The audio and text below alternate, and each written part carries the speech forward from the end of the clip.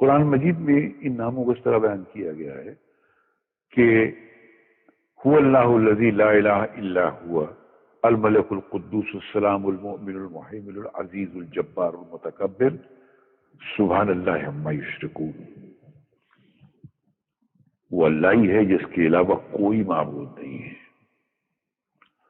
یہ لفظ ہمارے بھائیوں کو سمجھنا بہت ضروری ہے کہ دنیا میں عبادت، کسی کو ماننا، کسی سے کچھ مانگنا، کسی کے سامنے سر جھکانا، وہ صرف اللہ کے لیے ہے کہ اللہ نے اپنے لیے مخصوص کر دیا ہے. تو آپ کوئی ایسا کام مت کیجئے عبادت کا جو کہ صرف اللہ کے لیے مخصوص ہے. اگر آپ نے کوئی ایسا کام کیا جو عبادت میں آپ اللہ کے لیے کرتے ہیں تو آپ اس کے ساتھ کسی کو شریک کرتے ہیں اور اسی کو شرک کہتے ہیں. تو کبھی مت کیجیے گا سر، کوئی کتنا بھی بڑا ہو. یہ صفت اللہ نے اپنے لیے خاص کر رکھی ہے. اللہ کے سوا کوئی کسی سے کچھ مانگ ہی نہیں سکتا ہے، کسی کی عبادت کر ہی نہیں سکتا ہے.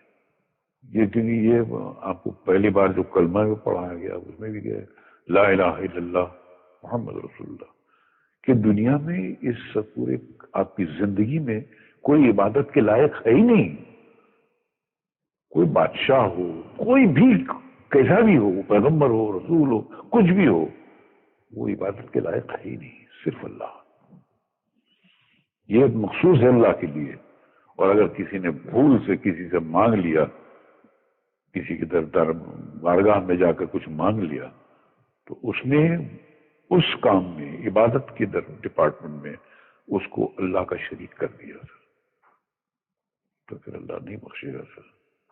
ارے اللہ تو کیا اس کے فرشتے نہیں بخشیں گے، وہ پورے جلال میں آ جاتے ہیں. تو اس لیے انسان اپنے آپ کو تباہی سے اگر بچانا چاہتا ہے تو کبھی بھی وہ اللہ کی عبادت میں کسی کو شامل نہ کرے. یہ صاف طور پہ بچ کے رہنے کا طریقہ ہے. یار اللہ تعالیٰ بے نیاز ہے، اس کو کوئی پرواہ نہیں. پوری زندگی کوئی یعنی کس لیول کی زندگی گزارتا ہے، آخری وقت میں اللہ تعالیٰ ایمان کی دولت دے دیتا ہے. اور بعض اوقات بندے پوری زندگی لوگوں کو دھوکہ دیتے ہوئے دین کی زندگی گزارتے ہیں اور مارے جاتے ہیں، حالانکہ وہ دیندار نہیں ہوتے، وہ دنیا دار لوگ ہوتے ہیں. ایک آسٹریلین نیو مسلم بتاتا ہے کہ میں، بڑی لمبی سٹوری ہے اس کی، وہ کہتا ہے میری زندگی میں 2-3 ایسے واقعات اوپر تلے ہوئے جس سے مجھے یقین ہوا کہ زندگی موت کا مالک اللہ ہے. وہ کرسچن تھا تو بعد میں مسلمان ہوا. وہ کہتا ہے جی ایک میری زندگی میں واقعہ یہ ہوا کہ میں یعنی ڈرائیونگ کر رہا تھا، فل سپیڈ پہ جا رہا تھا ٹین ایج میں، اور کہتا ہے سامنے سے ایک ٹرک آ گیا اچانک.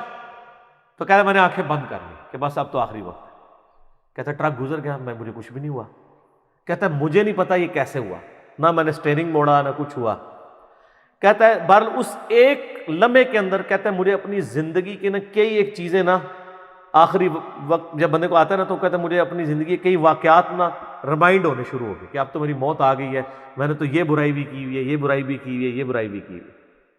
اچھا کہتا ہے میں پریشان ہوا. پھر کہتا ہے کچھ دنوں بعد میں ایک ATM مشین کے اوپر پیسے نکالنے کے لیے گیا تو وہاں پہ کوئی بندہ اندر گھسا ہوا تھا. اس نے یہاں پہ ریوالور رکھی اور مجھ سے پیسے مانگے. تو کہتے ہیں میں نے اس کو پیسے نہیں دیے تو اس نے وہ پسٹل چلائی. کہتا ہے اس نے چلائی تو گولی نکلی، دوسری تیسری چوتھی پانچویں، اس گولی نکلی نہیں. تو کہتا ہے یہ 2 واقعات اوپر تلے میرے ساتھ ہوئے، یہ اللہ تعالیٰ پھر گائیڈ کر رہا ہوتا ہے. کہتا ہے میں نے پھر کہا کہ میں پرپز آف لائف کو تلاش کروں گا، مجھے 2 بار زندگی نہیں ملی ہے. تو اس بندے نے اسٹڈی کرنا شروع کیا، الٹیمیٹلی وہ قرآن تک، اسلام تک پہنچ گیا، مسلمان ہو گیا. پھر اس نے مسلمانوں سے بھی بڑا گلہ کیا کہ یہ آپ کا کام تھا ہمیں پرپز آف لائف بتاتے، زندگی کا مقصد کیا. تو وہ کہتا ہے کہ میری ایک نانی تھی نا، ان کی عمر 80+ تھی. تو وہ کہتا ہے وہ گاؤں میں رہتی تھی. تو کہتے ہیں وہ مجھ سے بڑا پیار کرتی تھی. تو وہ کہتا ہے کہ میں یعنی مسلمان ہوا تو میری پہلی خواہش یہ ہوئی کہ میں کسی طریقے سے اسے مسلمان کر لوں. وہ تو مرنے کے قریب ہے، کلمہ پڑھ لوں. ٹھیک ہے. کہتا ہے میں اپنے گاؤں گیا تو میں نے اپنی نانی سے پوچھا کہ آپ مجھ سے کتنی محبت کرتی ہو. اس نے کہا بیٹا میں تو تیرے لیے جان بھی دے سکتی ہوں، سب کچھ. تو اس نے کہا میں جان نہیں مانگ رہا، آپ صرف ایک دفعہ شہادت پڑھ کہ اللہ کو ایک مانو، जीसस क्राइस्ट भी पैगंबर हैं, वो भी अल्लाह के बेटे नहीं थे, और जीसस क्राइस्ट ने हमें खबर दी है कि आखिरी नबी आएंगे मोहम्मद रसूलुल्लाह सल्लल्लाहु अलैहि वसल्लम। तो ये मेरी ख्वाहिश आप पूरी। तो वो नानी कहती है कि मैं मजबूर हूँ, तेरे साथ मुझे प्यार ही इतना है, चल तू कहता है तो मैं कलमा पढ़ के मुसलमान हो जाती हूँ। हाय हाय, एक हफ्ते बाद वो फौत हो गई। ये जनाब तकदीर के फैसले हैं। कोई शख्स पूरी जिंदगी कोशिश करता रहता है, ईमान नहीं मिलता उसे, और कोई शख्स मरने से एक हफ्ता पहले अल्लाह ताला उसके घर तक इस्लाम पहुंचा देता है।